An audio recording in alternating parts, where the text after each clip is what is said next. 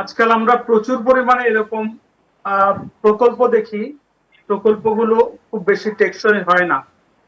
এখন অবস্থা দৃষ্টিতে মনে হয় যে এই প্রকল্পগুলো শুধুমাত্র তৈরি করা হয় একটা ব্যয় করার জন্য, কিছু অর্থ বরাদ্দ পাওয়ার জন্য, একটা প্রকল্প পরিচালক হওয়ার জন্য। এরকম একটা অবস্থা দৃষ্টি আমাদের কাছে মনে হয়েছে।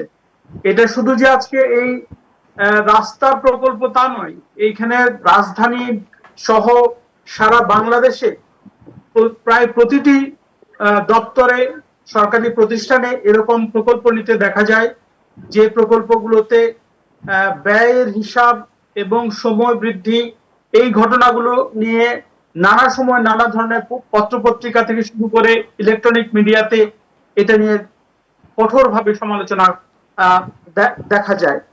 এখন আমার কাছে মনে হয় সবচাইতে গুরুত্বপূর্ণ যে জিনিসটা, সেই সেই বিষয়টা হচ্ছে যে অর্থের যে এই যে অপচয়, এই অপচয় দেখার যে দায়িত্বে যে পরিকল্পনা কমিশন, এই পরিকল্পনা কমিশনের মাধ্যমেই প্রায় প্রত্যেকটি প্রকল্প অনুমোদন হয়ে আসে।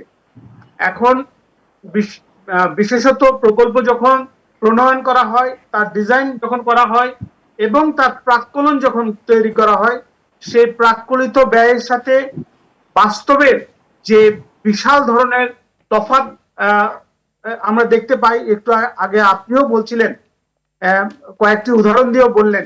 এই বাংলাদেশে আমরা বালিশ কেলেঙ্কারির কথা দেখেছি, হাসপাতালে পর্দার কেনার ঘটনা দেখেছি। অর্থাৎ বাস্তবে যে ব্যয়, তার চেয়ে অনেক অনেক গুণ বেশি পরিমাণ অর্থ প্রাক্কলন করা হয় কোনো একটি আইটেমের বিপরীতে। এখন পরিকল্পনা কমিশনের কাজই হচ্ছে প্রতিটা প্রকল্পের এই ডিপিপি গুলো পর্যালোচনা করা, সেটাকে দেখা এবং সেটা বাস্তবসম্মত হলো কিনা সেই বিষয়গুলো দেখভাল করা এবং সেই অনুযায়ী তাদেরকে প্রকল্পগুলো অনুমোদন দেয়া। তো আমি মনে করি যে এখানে এই জায়গাটা একটা বড় ধরনের মানে অসম্পূর্ণতা আছে, ঘাটতি আছে, যেই কারণে এই ধরনের প্রকল্প পাশ হয়ে আসে, অনুমোদন হয়ে আসে। আর ফলে বাস্তবতাটা যেটা হয় সেটা কিন্তু আমরা মাঠে ময়দানে দেখি। আমরা বিলের উপরেও ব্রিজ নির্মাণ করতে দেখেছি অ্যাপ্রোচ রোড ছাড়া। এবং আপনি যে কথাটি বললেন যে নগর এলাকায়ও এরকম মানে রোড ডিভাইডার থাকার পরেও দেখা যায় আরেকটি রোড ডিভাইডার তৈরি করা হচ্ছে। আপনার খেয়াল থাকবে বিমানবন্দর সড়কে আমরা এর আগেও দেখেছি একটা সময় বিমানবন্দর সড়কের দুই পাশে যে সোনালু গাছ, আপনার জারুল গাছ, কৃষ্ণচূড়া গাছ, এই গাছগুলো কেটে সেখানে বনসাই গাছ লাগানো হয়েছে।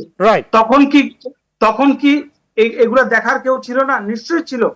এখন বিষয়টা হচ্ছে যে যে প্রকল্পগুলো ডিজাইন করে এবং যে প্রকল্পগুলো বাস্তবায়নের জন্য অনুমোদন নিয়ে আসে, সেই প্রতিষ্ঠানেই যদি এভাবে প্রকল্প তৈরি করে, সেখানে আপনি কার কাছে জবাবদিহিতা চাইবেন অথবা কার কাছ থেকে স্বচ্ছতা চাইবেন? এখানে প্রতিষ্ঠানগুলো কোনো না কোনো ভাবে এর সাথে যুক্ত।